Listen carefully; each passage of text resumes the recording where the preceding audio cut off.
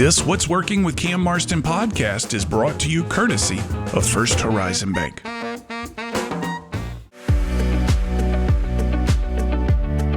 Hi, I'm Tabitha Scott, a human dynamics expert and the host of Bucket Listening, brought to you by First Horizon Bank.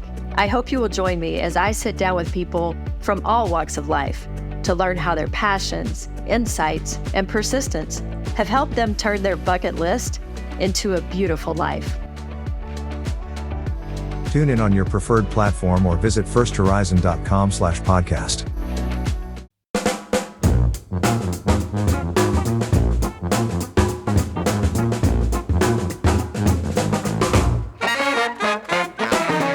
Welcome everyone to What's Working. I'm Cam Marston. So grateful to have you along for the show today.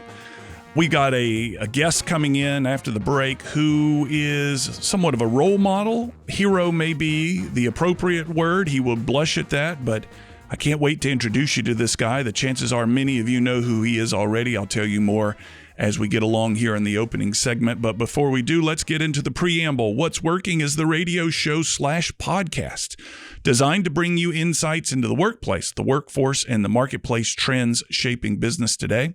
Our goal is to find guests that can talk about the trends in such a way that you and I can utilize what they tell us and apply it somewhere in our world, whether it be our work, our business, our professional life, something that we learn in the show we can do that will make our worlds a little bit better, regardless of whatever it is that we do. So welcome to What's Working. I'm glad to have you along for the ride. And as we get started here, I want to welcome the listeners of Radio 1400 AM, the sound of peace and love out of Bridgeport, Connecticut. Specifically, I want to say thank you and welcome to Mr. Milford Edwards Sr. He's the general manager and CEO. He's the one that's agreed to begin sharing what's working with his listeners there in the Bridgeport area, and I'm glad to have you along.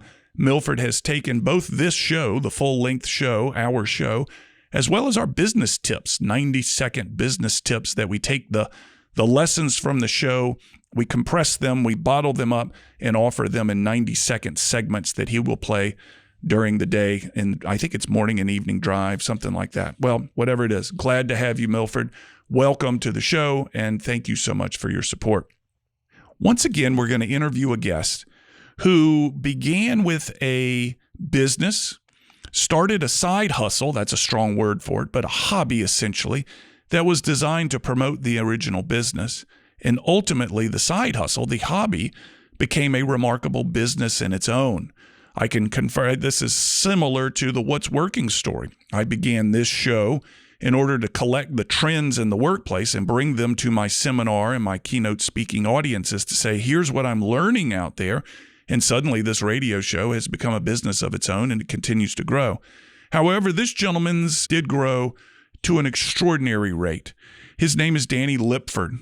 He's a native and son of Mobile, Alabama, here where this show is hosted and where his show called Today's Homeowner with Danny Lipford has existed for many years. 35 years in the making, 25 years his show Today's Homeowner has been on national television, and he's announced his retirement at the end of this year.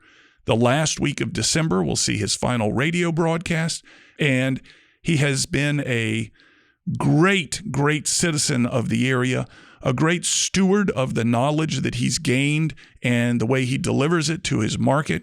He's been very generous in many ways, both publicly and privately, to the people around him. His staff and his team I've spoken to are grateful and proud to have been a part of his business as they move on to their next chapter. And when we come back from break, we're going to have Danny Lipford in the chair across from me. He's used to being the lead on the show, and in today's show, he'll be the guest. And it'll be interesting to hear him talk about his life, his career, things that he's learned, how this hobby of a radio show and television show became a business in itself. And I'll share with you some remarkable numbers on the number of stations that he's on, the number of television and radio stations that he's on, the number of broadcasts that he's done. It's really remarkable. And for a guy like me that has a radio show like this, we look at people like Danny and say, how'd you do it, man? Give me the secret sauce. And what I think we're going to hear based on my interactions with Danny is the secret sauce is hard work, be nice, do everything for the right reason, take care of the people around you, and let the show grow organically. And I try every day to keep that message in mind. When we come back from break, we'll have a local hero, Danny Lipford, on What's Working with Cam Marston to share his story, what he's learned, and what he's going to do in his retirement. Can't wait for this. It's an honor to be a part of this show and to have Danny across from me. You're listening to What's Working. I'm Cam Marston. We'll be right back.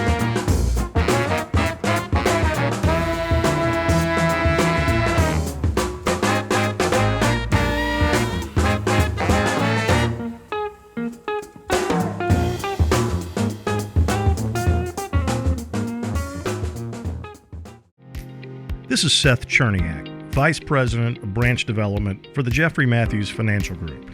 If you're an experienced financial advisor wanting the freedom of independence, but aren't sure making that jump is right for you, we should talk. Jeffrey Matthews has developed a successful program for advisors who don't want to be 1099 contractors and don't want to pay for their own overhead. We're looking for advisors who want the freedom to run their business the way they see fit, with the support that comes with a W-2 firm. If you're interested in joining one of our branches, or if you want to open your own branch as a full-time employee, let's chat. Our compensation plan is one of the most competitive among all W-2 firms, big or small. Reach out to us today at jeffreymatthews.com, connect with me, Seth Cherniak, on LinkedIn, or click the link in the podcast. Jeffrey Matthews Financial Group, member FINRA, SIPC.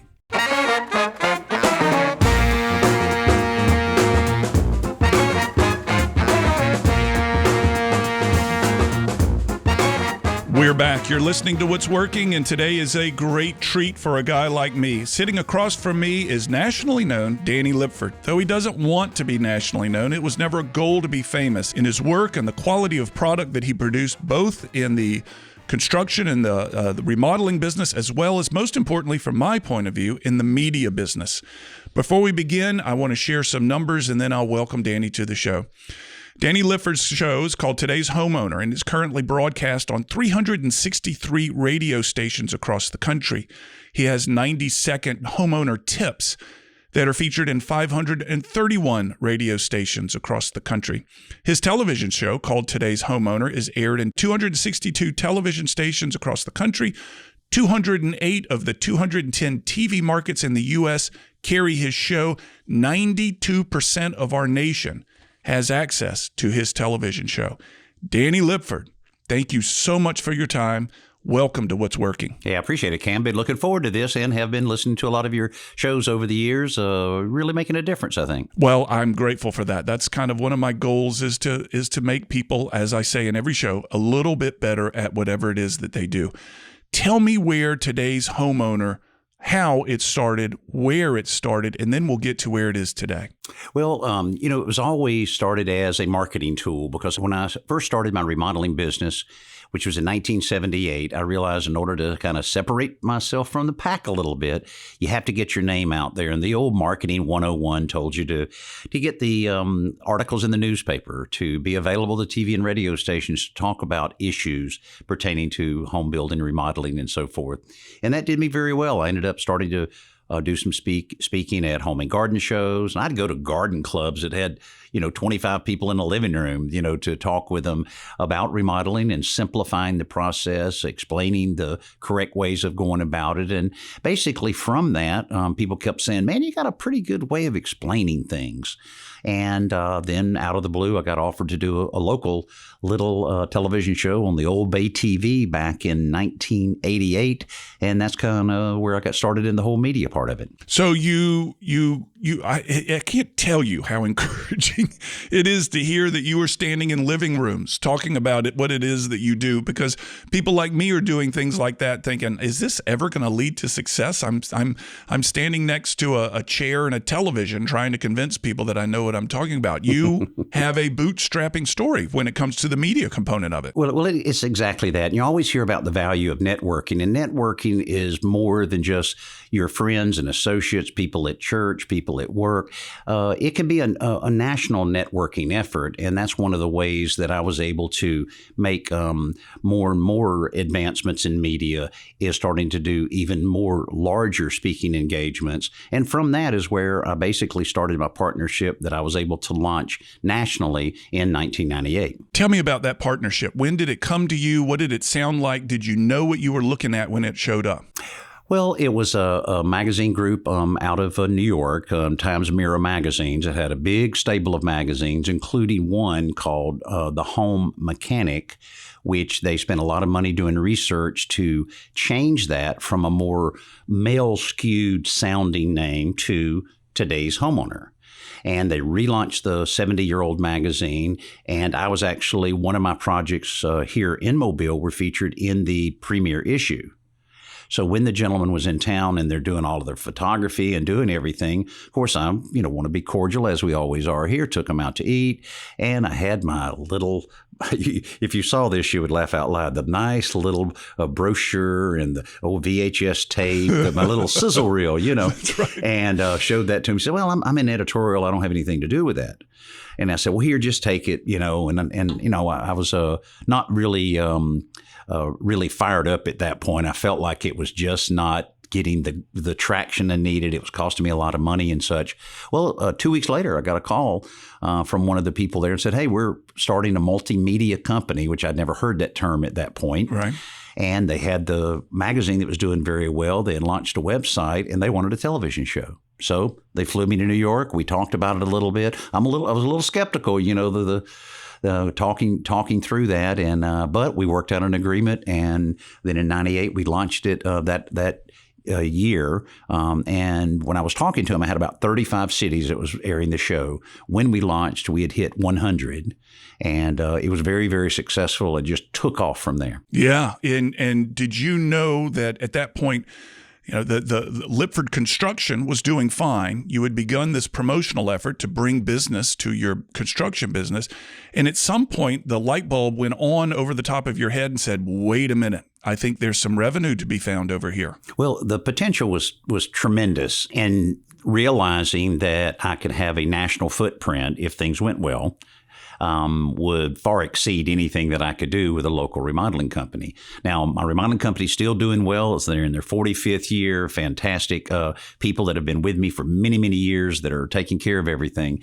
So, I was a little concerned that I'd be able to do both. But as you said, at some point, a light bulb went off and I went, wait a minute. This could be pretty big.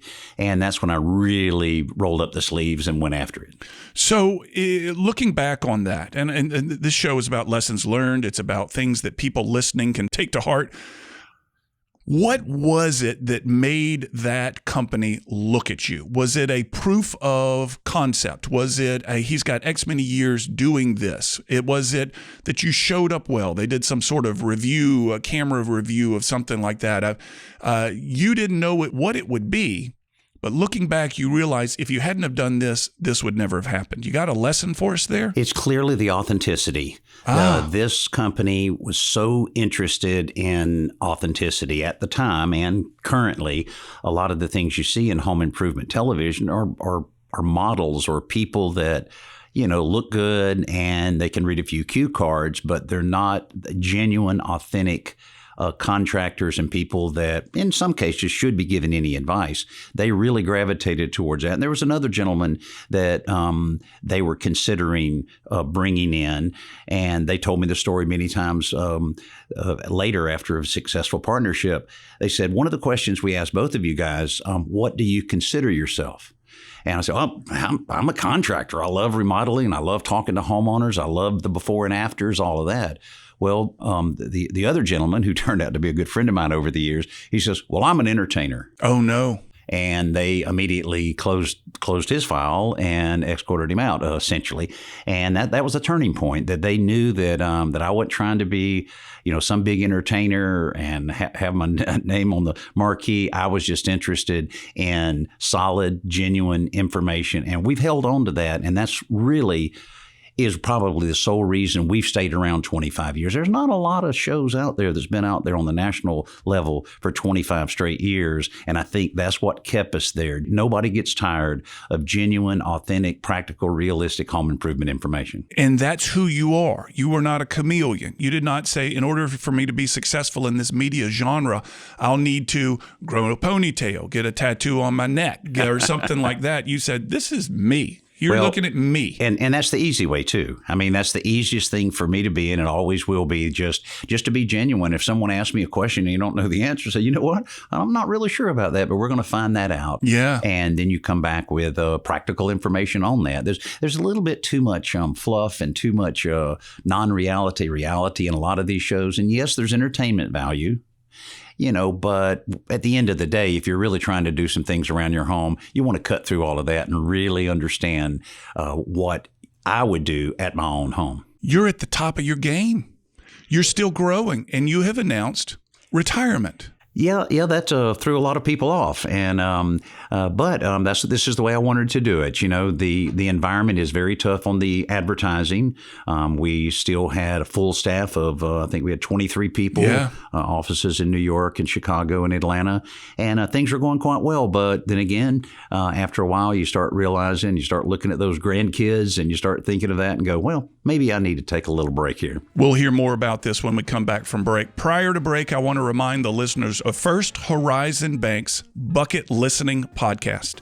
They interview CEOs, executives, etc., who are living their bucket list life. They're not waiting for retirement to do so. Perhaps this is something we can ask Danny about. First Horizon has put this podcast out. You can find it on any of the major podcast sites out there. Again, look for First Horizon's Bucket Listening podcast. We'll be right back.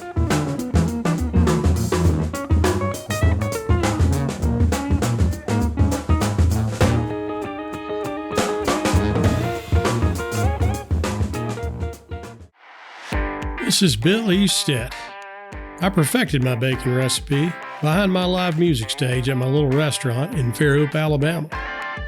We have custom-made smokers and small batch bacon made just for you. So if you're looking for the best bacon in America that has been cured, smoked, and even serenaded by songwriters, you definitely need to try Billy's Small Batch Bacon.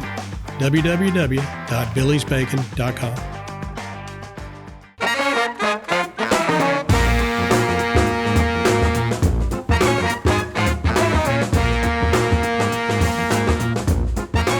I'm sitting across from Yahweh. No, this may be a little much. I'm sitting across from a role model, a guy whose path, frankly, I'd like to follow. And he's done it the right way. Danny Lipford, 25 seasons on the television, and this television show, Today's Homeowner. It will now be available for streaming upon his retirement on todayshomeowner.com, Freevee, the Roku channel, LG Smart TVs, and more. Enough content out there that it could flow over and over again. You could maybe sit down and spend the rest of your life, literally, watching episodes of Today's Homeowner. Danny, prior to the break, you were getting out at the top of the game. You're like a boxer who makes the wise decision to step out of the ring before he gets laid flat by the opponent that's building in the wings. You mentioned your grandchildren. We just talked about the Bucket Listening podcast from First Horizon Bank. Maybe there's something there. What was it that made you get out? Was there a moment? Was there an incident? Was there a dream you had? What led to the decision? Well, I started looking at transition and so forth, and I realized Chelsea, my daughter, who's been with me as my co-host for a while, really didn't want to continue doing it. She had 4 wonderful kids. She's very serious about being a good mother, and she also has followed in my footsteps for all of these years and realized how hard it is. I mean, I've traveled over 2 million miles on airplanes, every state in the country. And though there were some tremendous experiences along the way, it's really, really hard work. And the fickle nature of things, and I realized that so many people are going to the streaming platform. So the broadcast model I had maybe was a little antiquated. And I started seeing some of the advertisers starting to gravitate more to the streaming. And I go, well, I've got almost 600 episodes. very desirable to the streaming platforms. They jumped right on it, and our audience right now is almost as big on the streaming platforms as it is on broadcast television. No kidding. So why not? And and even though, maybe I miss the shows a little bit, and of course the radio show will go on to the end of the year, it was time. It was time from that standpoint. Like many people that have retired before me, they always say the same thing. When it starts being, you'll always know. They always say that you will know when it's time. And when I started realizing that it was, I've always been enthusiastic about getting up and going to work. When I realized I was a little less enthusiastic, I said, okay, I have to explore things. And some of those things included acquisition. And actually we had some talks with some very large companies all across the country about acquisition. That just didn't feel right.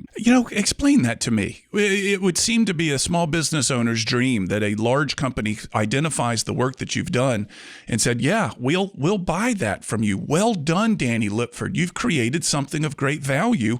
We'll take it. And you said, no, it's not interesting to me. Well, it was interesting for a little while before we started really getting into some of the serious natures. And I had some unbelievable offers, but it was all contingent upon Danny hanging around for a few years.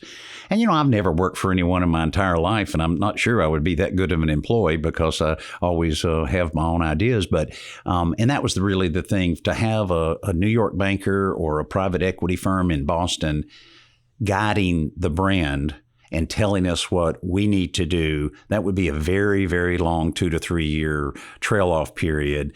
And so maybe, in retrospect, maybe it's something that I should have started distancing myself more, maybe brought in another co-host, years and years ago to start that transition.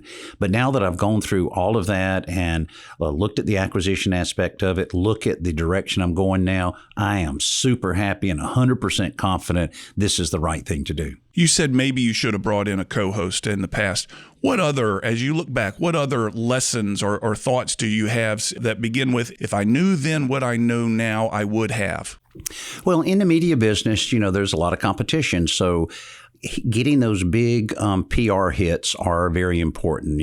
High profile appearances here, going there. And, I made 200 round trips from Mobile to LaGuardia in New York to appear on The Early Show and Rachel Ray and Regis and Kelly and lots and lots of other shows up there. When you say that, your voice sounds tired, sounds weary. I mean, these are career defining moments for so many people. And you're thinking, if I have to go on the Today Show again, I'm just going to lose my mind. Well, you've spent a lot of time on airplanes. You know what I mean? And I do know how what you lonely mean. and hard it is out there trudging along. And I mean, it was a phenomenal thing. I met people I never thought I would ever meet. And there's this equalizing effort to home improvement. The power of home improvement knowledge equalizes everybody in as far as your economical status. Wherever you are with your money, it equalizes you, whether you live in a small, modest home or whether you live in downtown Manhattan. This information is so important. And I saw that over and over and over with celebrities asking me to come to their house and say, I just got this one little problem. And it's the same problem we have here in West Mobile or in Midtown. And so it always hit me like that. What a powerful thing that is, and how cool it is that no matter where you are in your career, I just need that little information about that paint or that little information about that. So it's kind of neat over the years. It's very democratizing. It makes everybody on the same plane. And the only other place I hear that, it reminds me of smokers. Once you're out in the back alley hiding from everyone else to smoke a cigarette, everybody's on the same plane. Doesn't matter if you're the CEO or whatever. Wonderful story about Sonny Callahan, the former congressman from our part of the world. And the reason he became good friends with Bono of the band U2 is that Sonny knew how to lean out his window and smoke a cigarette at his office building in D.C. And Bono wanted to figure out where to smoke a cigarette. And they said, Callahan will let you lean out his window. And they became good friends.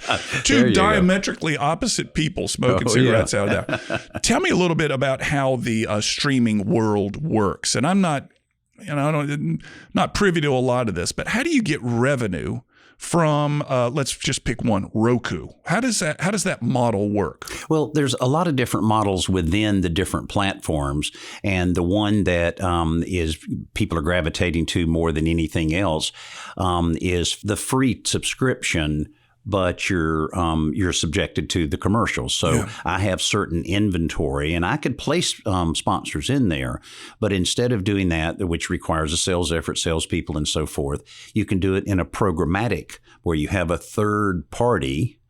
They find the advertisers, and then you're basically giving them the inventory for a percentage.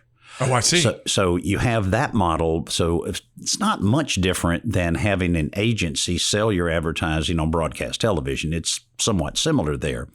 Then you have those that it all depends on how many minutes they watch.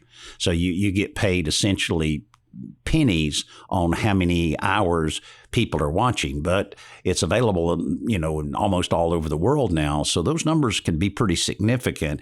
And the best part about it, it's growing every single month, the audience and the revenue coming in from that because of my large library. So you're just sending Roku, well, using this example, your inventory. Correct. Here's 600 episodes. Mm-hmm. Play them as you see fit. And there are perhaps seasonal episodes that you need to know about, so you can program them appropriately.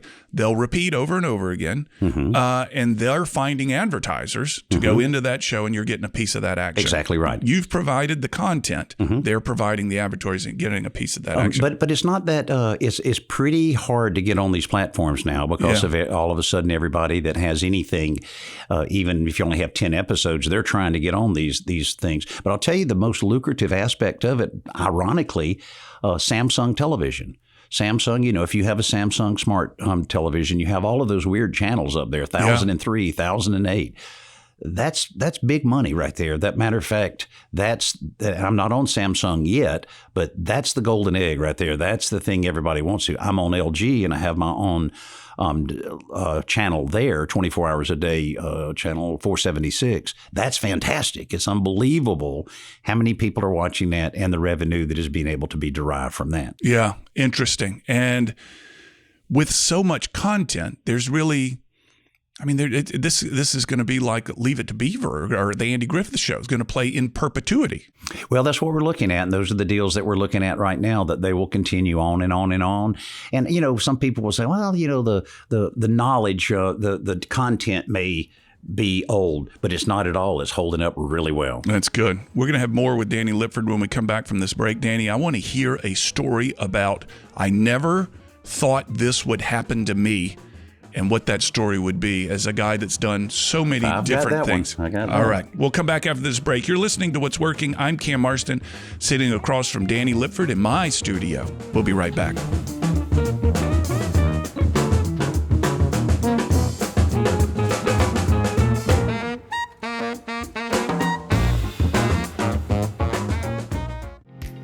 This is Seth Cherniak, Vice President of Branch Development for the Jeffrey Matthews Financial Group. If you're an experienced financial advisor wanting the freedom of independence, but aren't sure making that jump is right for you, we should talk. Jeffrey Matthews has developed a successful program for advisors who don't want to be 1099 contractors and don't want to pay for their own overhead. We're looking for advisors who want the freedom to run their business the way they see fit, with the support that comes with a W-2 firm. If you're interested in joining one of our branches, or if you want to open your own branch as a full-time employee, let's chat. Our compensation plan is one of the most competitive among all W-2 firms, big or small. Reach out to us today at jeffreymatthews.com, connect with me, Seth Cherniak, on LinkedIn, or click the link in the podcast. Jeffrey Matthews Financial Group, member FINRA, SIPC.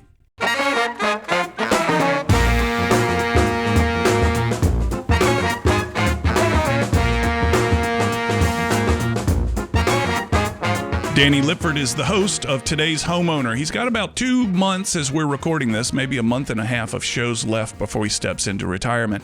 In total, he's produced over 1,000 TV shows, 800 radio shows, traveled to all 50 states, and 2 million miles in the process. You're listening to What's Working. I'm Cam Marston, sitting across from a guy that's really defined the business for a guy like me that we all look at and say, we want a little bit of that secret sauce.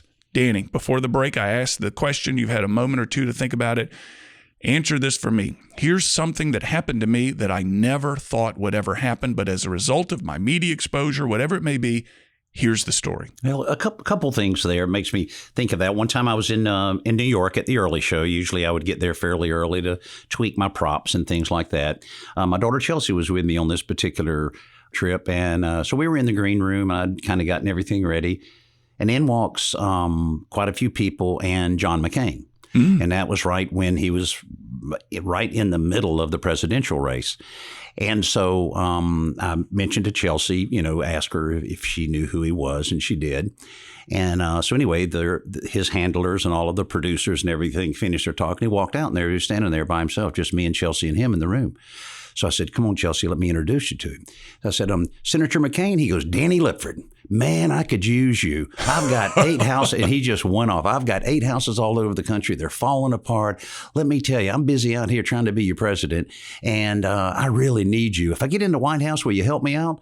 And I look over at Chelsea, and she's going, wait a minute, how did that happen?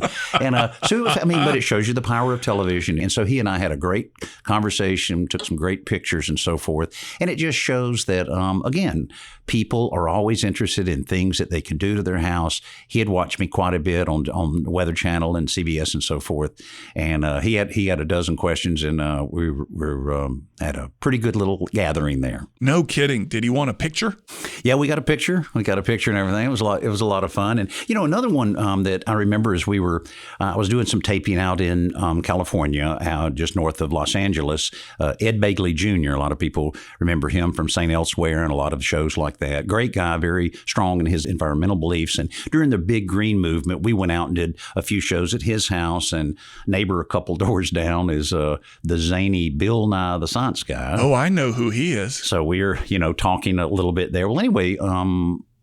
Ed invited me to a 60th birthday party at the Hollywood roller rink, roller skating. Okay. So we get there, and they, of course, you got to have special invitation to get in. They didn't let any cameras in or anything like that. And I'm there, and there's, Helen Hunt's over there, other celebrities all around. And just prior to that, the week before, I was at the CMA Awards in New York and in Nashville, and Gwyneth Paltrow had made her singing debut, something to do with one of the movies there. Anyway, I saw her the next morning and said, hey, Gwyneth, how you doing? I'm Danny Lipford. I said, you did a great job last night. Oh, thank you. And we talked a little bit, and that was it. Well, at this party a week later, I'm standing there, and all of a sudden I look over and go, that's Blythe Danner. That's Gwyneth Paltrow's mother. And she's coming straight at me, and she says, Danny, my goodness, I can't believe that you're here. Ed told me that you may be here. Look, I've got this situation at my house in the bathroom. No kidding. And my friend that's with me, he's you know her? And I go, we do now. And so we had a great time, had pictures, even roller skated a little bit with her.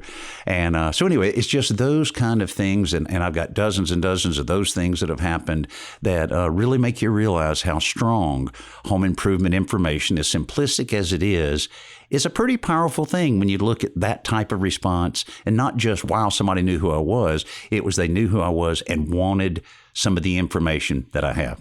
You've earned the right, Danny. After 35 years in the media business, more than that in the home improvement, the home remodeling business, you've earned the right to look back and say, here are the lessons learned. Here's the advice I have for anybody out there, regardless of who they are, who's an entrepreneur, who's a manager or a leader. You've earned the right to have some pretty profound comments. The microphone's yours. Look back and tell me lessons learned and advice for listeners. Cam, I really think there's something to do with, you got to have confidence. You can't let your ego make all of the decisions. Let your ego motivate you, but don't let that be the final word, and know when to listen and know when to ignore. There's a lot of people that'll step out and give you all kinds of advice, take every single bit of the advice, but chew on it a little bit and just say, is this really where I want to go? And when it's all said and done, reach down inside, and those hunches that you have, you've gotten so far by doing really well with listening to that inside voice. But listen to this, put it in the blender, and then say, you know what? I'm going this way, and I've got enough confidence that I'm going full speed in that direction. And if it doesn't work, well, raise your hand. You're the one that made the mistake. But you have to know when to listen and when to ignore, I think. So many of the guests that sit in that chair, I ask this question: the biggest business mistake you've ever made. What you've just told us about is go with your gut, take all the input you can get, but ultimately, and let it inform your gut, and then go with your gut. And if you make this mistake, raise your hand and say, this one's on me. Can you share with us a mistake that you've made and the lesson that came as a result? Well, when you're talking about advertising and, because your whole world is centered around those advertisers and those that have the checkbooks that can participate in a partnership with you. I probably should have spent a lot more time playing golf, a lot more time fishing, a lot more time just socializing with a lot of people. But I was kind of the worker bee, my head down going at it.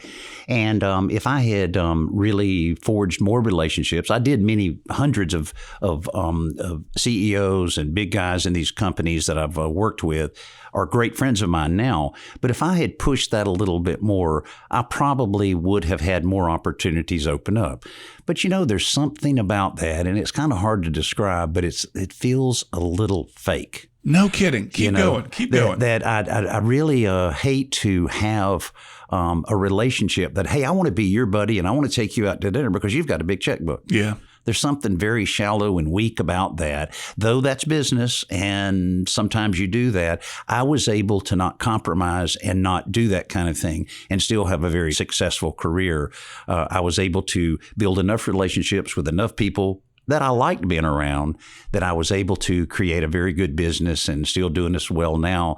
And so that was one little thing that if someone, I'm not saying necessarily encouraging that, but if I had it to do over again, maybe I could have bit my tongue a little bit more. And it sounds funny to play more golf and to go fishing a little more, but you know exactly what I mean in that socialization. To rub shoulders with influencers. Mm-hmm. And Exactly. you chose, but it goes back to one of the first things you said is the authenticity of who Danny Lipford is. It's not who you are. So do you regret not having that talent, that skill, that command to say, all right, I got to go be shallow and hang out with the CEO of XYZ? Well, if I had not been successful, maybe more so. But I just felt like I did it my way, and I did it the way that I can sleep at night. And I'm not just telling something to someone just because I wanted to be able to, get a partnership going with them. So I feel pretty good about that. I probably wouldn't do it any different if I did it all over again. If I had not succeeded, then maybe I would have more second thoughts. There are those that have retired that I've talked to that have declared, I'm going to retire, and they love the idea of it. But when it gets close, they start to freak out. Oh, yeah. And they realize this thing that's defined me for so long is no longer going to be a part of my life. It'll be my past, but not my current. Have you struggled with that? We're coming right to the end. It's a perfect place to close. Tell me how you're thinking about your retirement and whether you've struggled with any of this. Well, I've certainly talked to a lot of people. And again, I know when to listen, when to ignore. And a lot of them say it takes a little while. And someone like me that's all hyped up and will always be busy, I'm never going to be sitting around. Are there things that are going to occupy my time? And with 3 girls, all of them have houses, I think I've got a full list of things to do. And how gratifying is that to help your daughter out with their biggest possession, their home? Danny Lipford, thank you for coming on the show. Thank you for what you've done to our business and this industry. It's nice to see good guys do well. Thank you so much. I appreciate it, Cam. Great to be with you. After this break, we'll come back with segment 5, lessons from the show and what you can expect in the future. You're listening to What's Working with Danny Lipford. We'll be right back.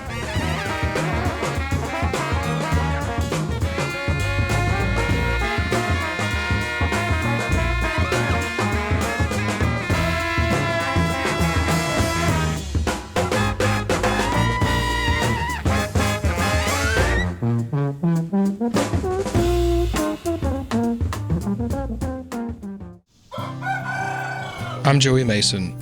For 4 years, my goal has been to produce the best farm-to-table products I'd ever eaten. I've done just that at our on-site USDA facility in Grand Bay, Alabama, allowing us to ship directly to your door. This is true farm-to-table. Visit us at masonhillsfarm.com to see all that we have to offer.